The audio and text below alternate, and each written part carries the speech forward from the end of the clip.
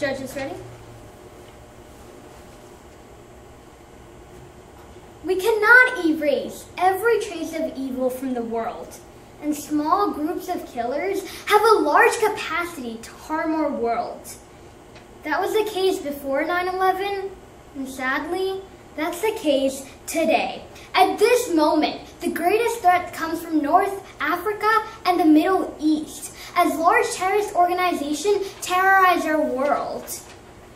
The largest terrorist organization and the cruelest one today is ISIS, the Islamic State of Iraq and Syria.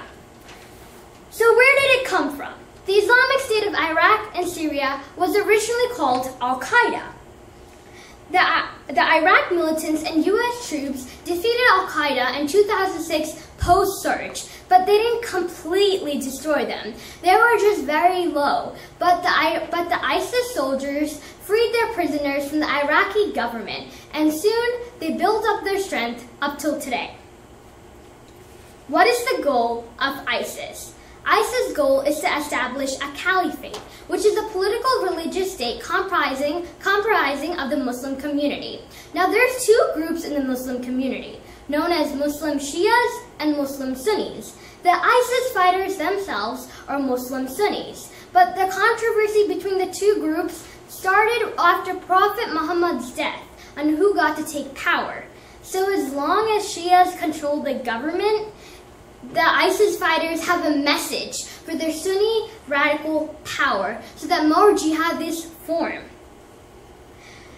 The leader of ISIS is Abu Bakr al-Baghdadi.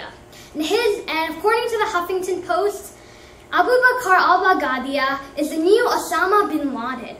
He is a ruthless leader who will do anything to achieve ISIS' main goal, which is to establish a caliphate, as I stated before. According to the UN, in the first 8 months of 2014, ISIS has killed 9,347 civilians.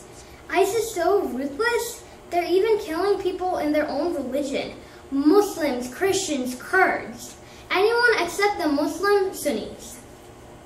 So I vehemently believe that U.S. can stop ISIS from terrorizing Iraq in 2 key steps. Step 1, the U.S. has to deploy troops and airstrikes against ISIS while working with Iraq and Syria rebels. Second, cut off ISIS from its oil funding.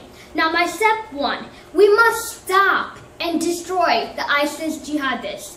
In order to do this, we need to have strong allies, and we need to supply our strong allies with arms, military equipment, military advisors, and military powers. There is no excuse for banning our friends in a time of need. It is time for America to make more strong allies and to demonstrate to the jihadists that they are weak. We must commit to fight, and we must win this fight against the ISIS. In Iraq in 2006, the entire nation of Iraq was coming apart at seams, with combat raging in the entire nation. And we had no effective allies on the ground.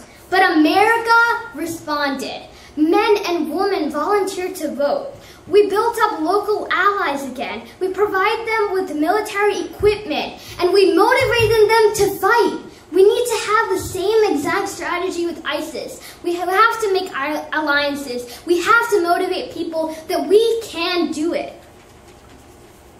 According to President Barack Obama, the U.S. will conduct a systematic campaign of airstrikes against these terrorists. Working with the Iraqi government, the U.S. plans to hit ISIS targets as Iraqi forces and U.S. forces go on offense. Also, we will send more U.S. troops to fight in Syria and Iraq on the ground against these terrorists. We are using these troops to provide humanitarian assistance to the people and to support Iraqi forces and Syrian rebels by training them and giving them intelligence. According to CNN Ted Cruz, the troops will work in training sites in Qatar, Saudi Arabia, and Turkey.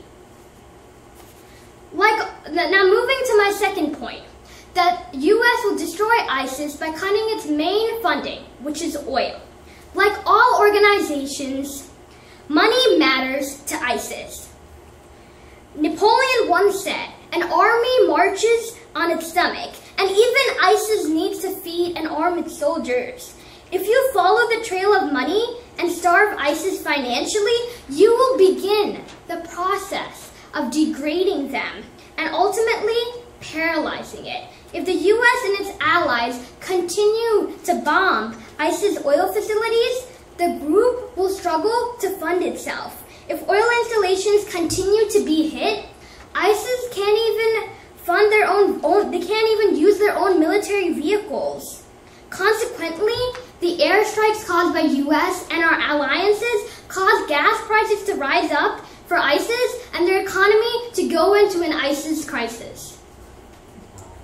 In conclusion, President Barack Obama recently stated, "American leadership is one constant in this uncertain world. It is America that has the capacity and the will to mobilize our world against these terrorists. It is America.